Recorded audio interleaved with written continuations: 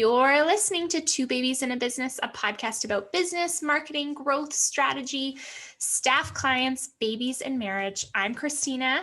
This is my husband, Peter. We're founders and leaders of CIPR Communications. And Peter, we have an exciting special guest for this bonus episode today. We do. I'm actually going to leave the introduction to you because you work with Jasmin quite a bit more and probably know her a little bit better, but we've had the honor of working with Jasmin for a couple of years now and try to bring her in whenever we can. So Christina, who's Jasmin?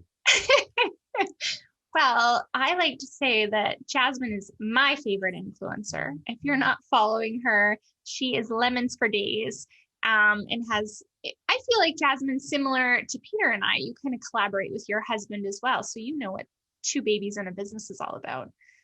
Absolutely. Yeah. It's one of my favorite parts about working for myself is working with my husband. Totally. It's true. So see, Peter, we're not the only crazy people out there. Oh, no. Many of us in the world. Many of us.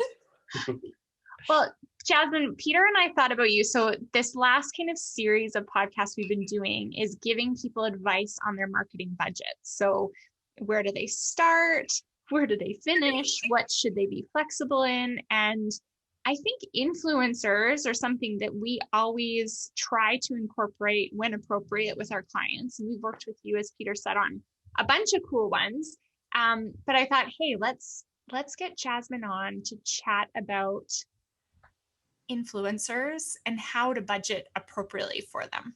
Yeah, and before we go there, I want to broaden it a little bit, just a tiny bit, and say, really, this is a conversation about paid media, and influencers are one form of paid media. And just kind of for everybody's benefit, really, when it comes to PR or brand building, a couple things. I've been talking for a little while about how the worlds of marketing and digital marketing in particular, and PR and communications are really merging more and more over time.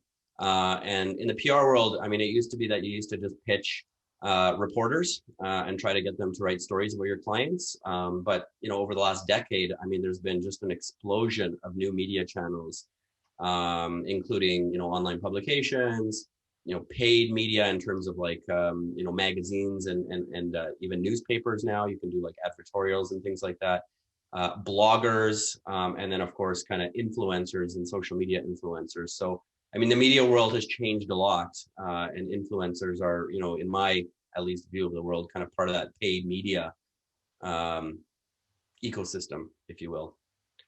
So, Jasmin, maybe my first question for you is, what is an influencer? I love that you brought up that we're just a part of the paid media. Because it's so true. And I love being considered that because I actually don't love the word influencer. I create content for brands to market their product or service to my target and niche audience. And I think that's where influencers are so powerful because we have a niche audience and our audience is so much more engaged than throwing it out there to a newspaper like we used to. And, yeah, so I guess that's what an influencer is. But everyone's an influencer. It's true. It's true. I feel like my great example, Jasmin, in terms of your content creation was actually Christmas cards this past year. I think on every mom's mind all the time, and all of a sudden it's like December 15th and you haven't done your Christmas cards, and you had a great Instagram story on designing your Christmas cards, using Vistaprint. You had a great promo deal, like a coupon code. And to me, it was like this prompt of like, oh my God, I haven't done Christmas cards yet. I got to get my butt in gear. And it was just this really easy reminder. And then this really quick incentive of like, oh, there's a discount code here. I'm going to do this right away. But right. You're meeting people where they're at. It's like, we obviously lead a very similar life. So by following you, you're also like prompting me in the things that I probably need prompted. Absolutely. And that's why I follow other influencers as well. And I mean, it's kind of like a really cool ecosystem. We all kind of, because it's so timely, Everything is in real time, right? And so it's not like, I mean, there's evergreen content for sure, but most of the campaigns that I work on are very timely and hopefully helpful, right? Yeah. Totally. And really, I mean, back to just quick before Christina jumps in here. I mean, just kind of jumping on your comment about really being, another channel and a content creator. Really in today's environment, I mean, we like to follow and pay attention to people that are kind of like us, right? And back to newspapers have, of course, their role in their place, but I mean, a newspaper is a very generic kind of thing. It doesn't have as much of a personality. I mean, really much of a personality, other than maybe the personality of like the people writing.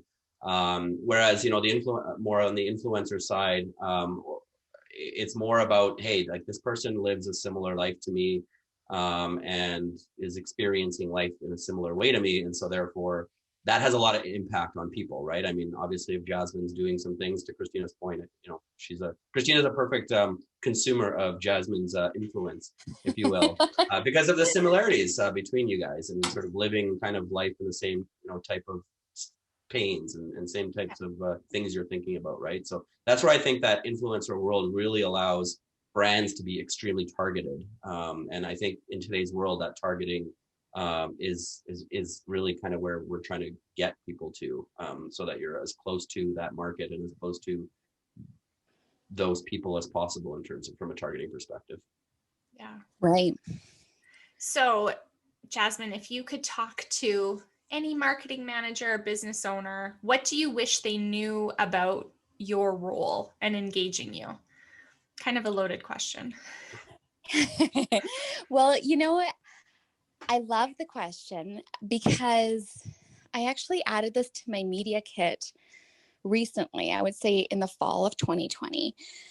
I added in some co-branding principles to my media kit because I wanted to include an education piece for the brands that come my way. Because a lot of them are maybe doing it for the first time or haven't worked with me before. And I like to eliminate all as many questions as possible and as much back and forth. So it's an efficient campaign process.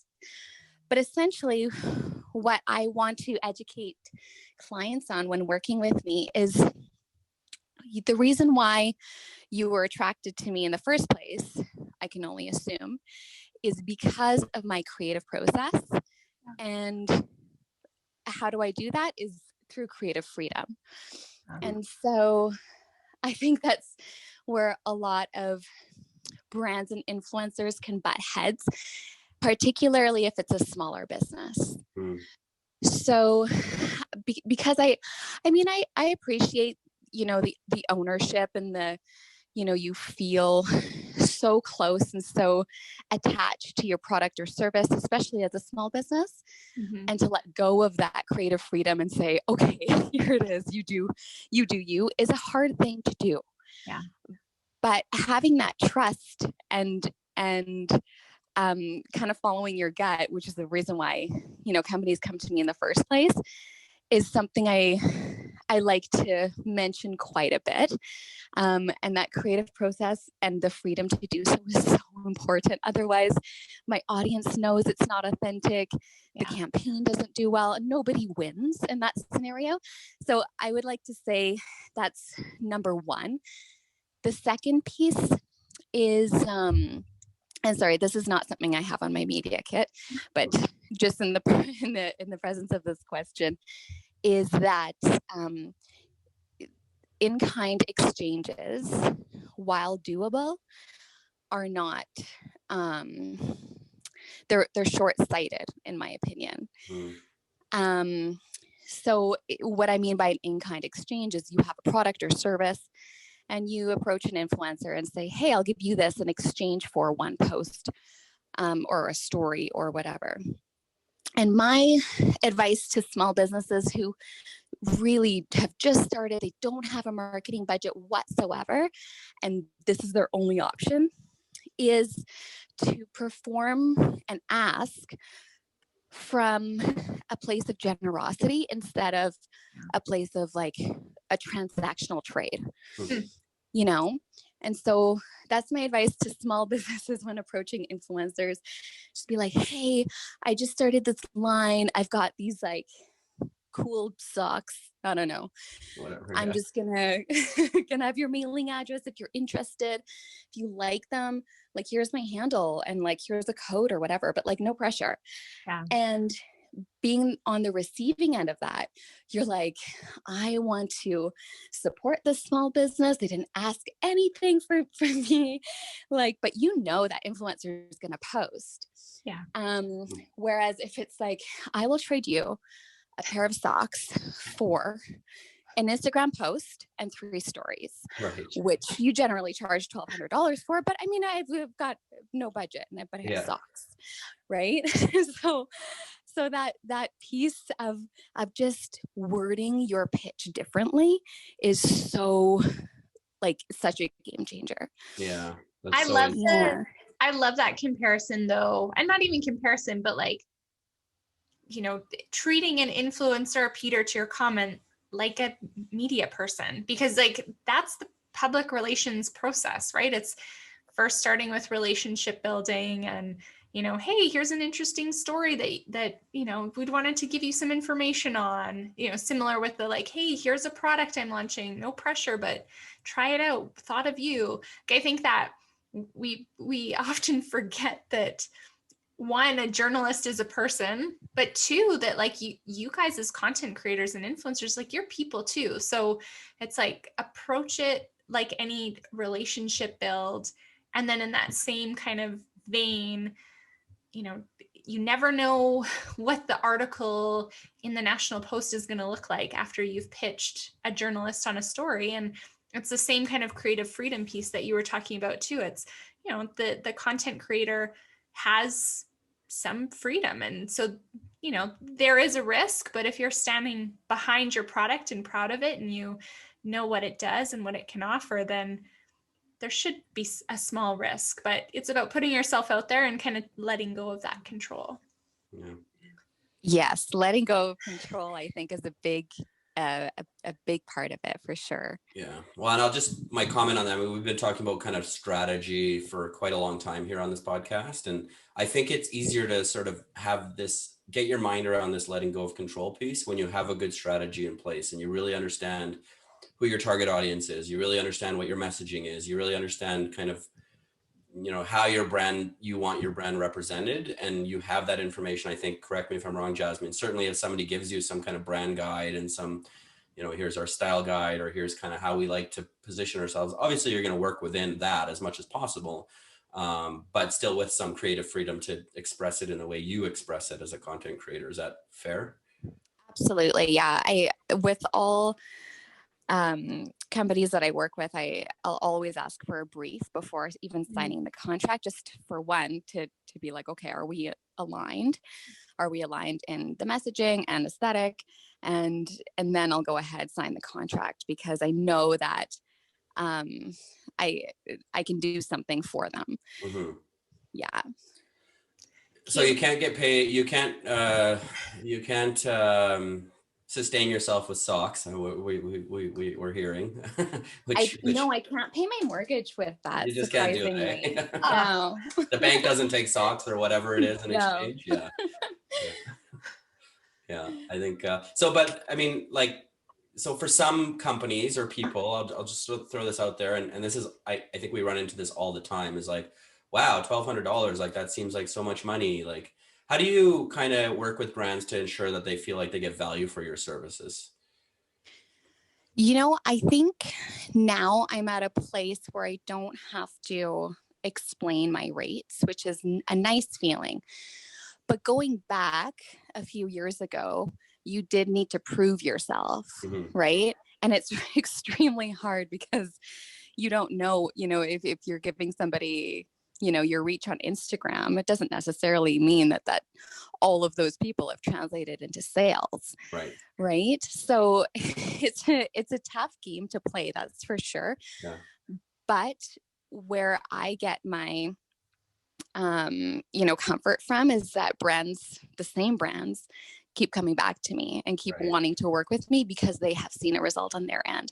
Yeah. So if anybody has any questions, which I thankfully don't get asked that a lot, which is nice, from brands, I just say, they're seeing results. But it is very, very hard to track, for sure. I can understand the hesitation, especially if you're working with an influencer for the very first time and you're going, damn, like I could put myself in a magazine for that. But yeah, I mean, and I think we struggle with the same thing in the PR world in general. I mean, because we're an agency that does both PR and digital marketing, on the digital marketing side, it's like, okay, here's how many leads we generated. It's very kind of like ROI driven. But really, I mean, what we're talking about when it comes to the PR side and the influencer side of things, it's more of a brand building exercise. And that is a little bit harder to quantify. But, I always tell people, it's like the value of a brand that's, that people follow and that people sort of, get evangelical behind, like, real supporters of brands. You can't put a price on that. And if something bad happens to your brand, but you have all of this support from people because of the work you've done in brand building, I mean, it could save your business, right? So it does get a little harder to quantify, but like to your point, I mean, obviously, customers are coming back over and over because they do see value. Question on that in terms of just, like, do a lot of brands come to you with just sort of one-offs? What's your conversation around one-off versus more long-term? Obviously, I would imagine that sort of having campaigns going long-term is much better. So kind of what are your thoughts? How do you approach that? I mean, I would take a 6 or 12-month partnership over a one-time deal any day, only because it shows my audience that this is a product or a service that I'm truly invested in. And I think, like, to your point of brand awareness, people need to hear a brand name or see something, over 7 times before they get it in to their heads and going, oh, maybe that's a purchase I should make. And so seeing it over and over and over again, it's far more effective than a one-time deal. Mm-hmm. And so, I mean, I'll still totally take them. And oftentimes those turn into long-term partnerships. Mm-hmm. Right. So it could be a brand, a grocery chain that I work for example. I'm going on 3 years with them. And the first pitch to me was just like, hey, we opened up a new grocery store down the way. Do you want to do a post about it? And I was like, yeah, I do. I like food. And now we're going on 3 years on an awesome partnership, right? So sometimes it starts off as, that's the pitch, and they just kind of want to see how it performs, what your style is, how easy you are to work with. Right. And then it develops. But I far prefer the long-term partnerships, that's for sure.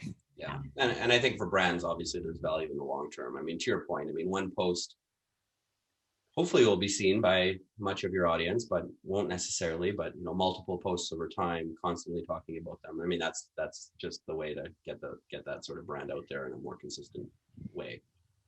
Absolutely. Yeah. Yeah. No, I think about, it was like a toy table that I had bought for the boys when they were little kids. And I remember seeing it on your Instagram feed. And I don't even know if it was sponsored or not. I remember seeing on yours. And then I think I remember seeing it on like a Jillian Harris. Then I went and saw it somewhere else. And so now it's like, okay, there's at least 4 times I've seen it. Then I remember seeing it in a holiday gift guide.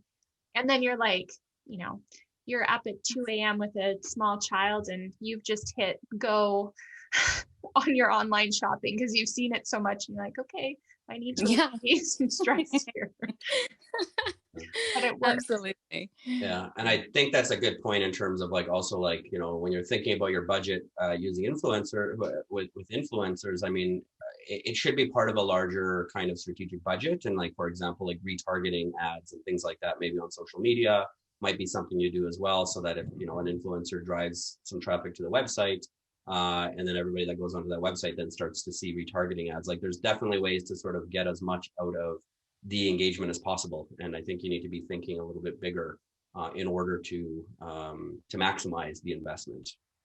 Yeah, Absolutely. totally. So my advice to wrap things up, consider your influencer as part of that paid media budget. They're a content creator, like you said, Jasmin, so consider them a part of that PR mix as you're budgeting things in, and always ask for that media kit. I think one, it shows you the legitimacy of the content creator you're going to be working with, what they've done, what they can offer, allows you to kind of create the great strategy and what kind of posts you're going to use with them. If they don't have a media kit, that should be your red flag. And, third, think about long-term as opposed to one-off posts, because you're always going to see more success in those long-term relationships. But Jasmin, thank you for joining us. This is awesome. Thanks for having me, you guys. Nice.